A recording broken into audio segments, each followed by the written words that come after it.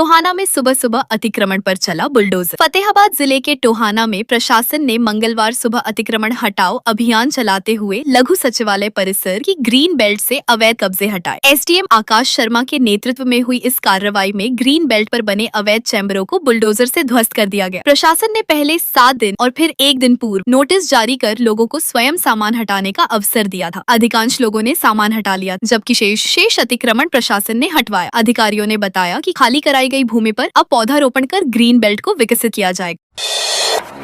आपकी बेटी किसी के साथ छोदूं पर नर्सें भड़की। हरियाणा महिला राज्य आयोग की चेयरपर्सन रेणु भटिया की विवादित टिप्पणी के विरोध में प्रदेश भर के सरकारी नर्सिंग अधिकारी हड़ताल पर चले। नर्सिंग फेडरेशन ने मुख्यमंत्री नायब सिंह सैनी को पत्र लिखकर चेयरपर्सन को पद से हटाने की मांग की। सुबह 10 बजे से विभिन्न जिलों के सरकारी अस्पतालों में नर्सिंग स्टाफ ने काम बंद कर धरना शुरू कर दिया। हड़ताल का असर अस्पतालों में देखने को मिला, जहाँ मरीजों को परेशानियों का सामना करना पड़ा। मामले ने प्रदेश की स्वास्थ्य सेवाओं और प्रशासनिक व्यवस्था को लेकर नई बहस छेड़ दी।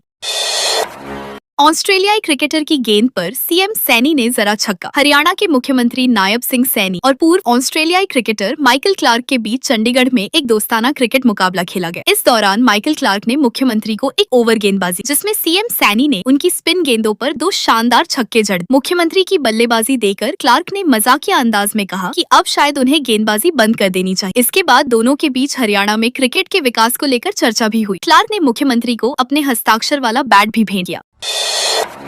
गुरुग्राम पुलिस की रिटायर्ड मेजर परिवार से बदतमीजी। गुरुग्राम में रिटायर्ड मेजर हेमेंद्र सिंह और उनके परिवार के साथ कथित दुर्व्यवहार का मामला सामने आया है। आरोप है कि ड्रिंक एंड ड्राइव चेकिंग के दौरान ट्रैफिक पुलिस ने परिवार को करीब 1.5 घंटे तक सड़क पर रोके रखा। मेजर का कहना है कि रीटेस्ट में सुरक्षित रीडिंग आने के बावजूद उन्हें जाने नहीं दिया। उन्होंने आरोप लगाया कि उनकी दोनों बेटियां इस घटना से डर गईं और काफी देर तक रोती रही। मेजर ने यह भी दावा किया कि पुलिस कर्मियों ने अल्कोहल टेस्ट की फोटो लेने से रोका और अभद्र भाषा का प्रयोग किया। मामले को लेकर जाँच की मांग उठ रही है।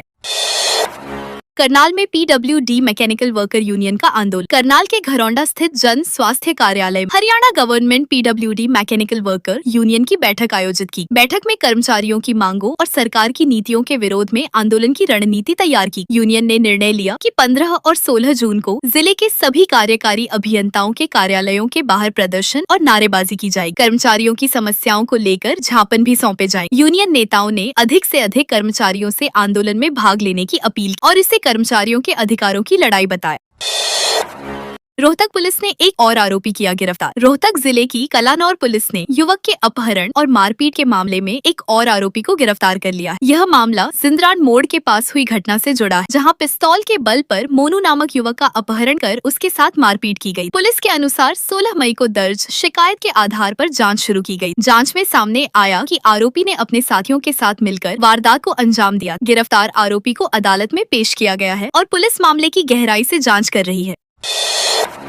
चंडीगढ़ में रिश्वत लेते पकड़ा एएसआई अपने बैच का टॉपर। चंडीगढ़ पुलिस स्टेशन 39 में तैनात एएसआई हितेश कुमार को सीबीआई ने रिश्वत लेने के आरोप में गिरफ्तार किया है। आरोपी पर 50,000 रुपए की रिश्वत मांगने और 40,000 रुपए नकद लेते हुए पकड़े जाने का आरोप। हितेश की भर्ती करीब 2.5 वर्ष पहले हुई और वह अपने बैच का टॉपर बताया जा रहा है। सीबीआई अब यह भी जाँच कर रही है कि उसने सेवा के दौरान किन किन मामलों को संभाला था। वहीं चंडीगढ़ पुलिस के वरिष्ठ अधिकारियों ने भ्रष्टाचार के मामलों में सख्त कार्रवाई की चेतावनी देते हुए साफ किया कि दोषी पाए जाने पर बर्खास्तगी तक की कार्रवाई होगी। पंजाब चंडीगढ़ अपडेट्स। पंजाब पुलिस ने व्यापारी और रेस्टोरेंट संचालकों से रंगदारी वसूलने वाले गिरोह के खिलाफ बड़ी कार्रवाई करते हुए एक मुख्य शूटर को गिरफ्तार किया। आरोपी जयनिंदर सिंह उर्फ जिम्मी पर बटाला में एक रेस्टोरेंट के बाहर फायरिंग करने का आरोप। गिरफ्तारी के बाद पुलिस आरोपी को घटना स्थल पर लेकर पहुंची और मार्केट क्षेत्र में उसकी परेड करवाई। इस दौरान सुरक्षा व्यवस्था बनाए रखने के लिए भारी पुलिस बल तैनात किया। पुलिस का कहना है कि गिरोह के अन्य सदस्यों की तलाश जारी और रंगदारी नेटवर्क को पूरी तरह ध्वस्त करने के लिए अभियान चलाया जा रहा है। कैथल में 2 भाइयों पर हमले करने वाले 4 गिरफ्तार। कैथल पुलिस ने डिफेंस कॉलोनी के पास 2 भाई और उनके साथी पर हुए जानलेवा हमले के मामले में 4 आरोपियों को गिरफ्तार कर लिया है। गिरफ्तार आरोपियों की पहचान बंटी, कृष्ण, साहिल और हर्षु के रूप में हुई। पुलिस के अनुसार 6 जून की रात जूस की रेहड़ी पर हुई कहासुनी के बाद आरोपियों ने अपने साथियों को बुलाकर हमला कर दिया। हमले में बर्फ तोड़ने वाले सुए, ईंटों और अन्य धारदार हथियारों का इस्तेमाल किया, जिससे 3 लोग गंभीर रूप से घायल हो। पुलिस मामले की जाँच कर आगे की कानूनी कार्रवाई कर रही। चंडीगढ़ में गोवा जैसा डबल डेकर क्रूज पहुंचा। चंडीगढ़ की प्रसिद्ध सुखना लेक पर अब पर्यटक गोवा की तर्ज पर डबल डेकर क्रूज का आनंद ले सकेंगे। चंडीगढ़ प्रशासन द्वारा खरीदा गया यह आधुनिक क्रूज पूरी तरह सोलर एनर्जी से संचालित हो, जिससे किसी प्रकार का डीजल या पेट्रोल इस्तेमाल नहीं हो। पर्यावरण अनुकूल होने के कारण इससे प्रदूषण नहीं फैलेगा और झील में आने वाले प्रवासी पक्षियों पर भी कोई नकारात्मक प्रभाव नहीं पड़ेगा। जानकारी के अनुसार क्रूज में एक बार में करीब 150 लोग सफर कर सकेंगे। इसका किराया लगभग 350 रुपए तक रखा जा सकता है, जिससे यह आम लोगों की पहुंच में रहेगा। सोहना में 1.25 एकड़ जोहड़ भूमि अतिक्रमण। गुरुग्राम जिले के सोहना में नगर परिषद ने अवैध कब्जों के खिलाफ बड़ी कार्रवाई करते हुए करीब 1.25 एकड़ जोहड़ भूमि को अतिक्रमण मुक्त कराया। धुनेला वार्ड में भारी पुलिस बल की मौजूदगी में जेसीबी मशीनों से अवैध निर्माणों को ध्वस्त किया। अधिकारियों के अनुसार वर्षों से जोहड़ की जमीन पर कब्जा कर पक्के निर्माण और करीब 20 अवैध दुकानें बना ली गयी थी। नगर परिषद के कार्यकारी अभियंता विक्की कुमार ने बताया कि कार्रवाई के दौरान किसी तरह की अप्रिय स्थिति नहीं हुई। प्रशासन ने स्पष्ट किया कि सार्वजनिक भूमि पर कब्जा किसी भी स्थिति में बर्दाश्त नहीं किया जाएगा।